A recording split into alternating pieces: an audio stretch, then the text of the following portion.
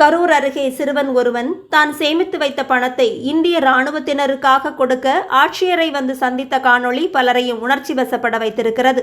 எல்லையில் ராணுவத்தினர் நமது உயிரை காத்து நிற்பதால் அவர்களுக்காக தான் சேமித்த பணத்தை கொடுக்க வந்ததாக சிறுவன் தெரிவித்திருக்கிறார்.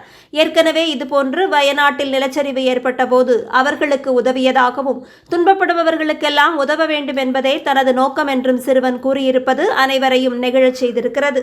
என் பிறந்த நாளைக்கு எங்கள் அம்மா உண்டியல் வாங்கி தந்தா எங்கள் அம்மாட்ட காசு ஒழுங்கான எடுத்து போட்டுக்கிட்டேன்.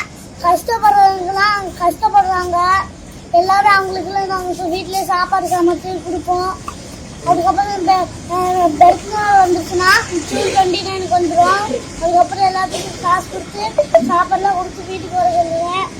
அதுக்கப்புறம் சொல்லிட்டு எல்லாரும் இப்போ போர் போடுறதுனால எல்லாம் நாட்டை காத்துக்கிறாங்க. அதனால நான் இன்னைக்கு அவங்களுக்கு கொடுக்க போறேன். நான் இன்னைக்கு என்ன கொடுக்க போறீங்க? உண்டியல்ல காசுல இருக்கு, அவங்க கொடுக்க போறேன். அவங்களால சாப்பிடுறதுக்கு கஷ்டப்படுறாங்க, தூங்கவும் முடியாது.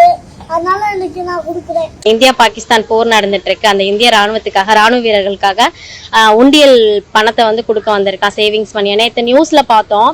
அப்ப வீடியோ பார்த்துட்டு இருக்கும்போது அவன் டீட்டெயில் கேட்டான், என்னம்மா அப்படின்னு சொல்லிட்டு. இது இந்திய நம்ம நாட்டுக்காக இவங்க எல்லாம் ரொம்ப கஷ்டப்படுறாங்க அப்படின்னு சொன்னோடனே நாங்க ஏதாவது பண்ணட்டுமா அப்படின்னு சொல்லிட்டு நானும் எங்க வீட்லயும் பேசிட்டு இருந்தோம்.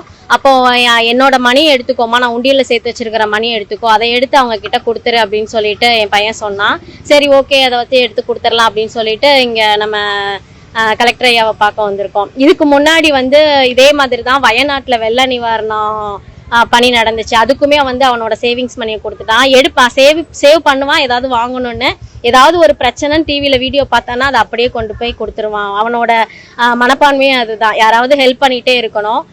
நாங்க இதை ஒரு சிலருக்கு இல்லாதவங்களுக்கு வந்து சாப்பாடு கொடுத்துட்டு இருக்கோம். ஸோ அதை பார்த்து அவனும் வந்து நானும் கொடுக்கணுன்ற ஒரு நோக்கத்திலே அவங்க வளர்ந்துட்டு இருக்கிறாங்க.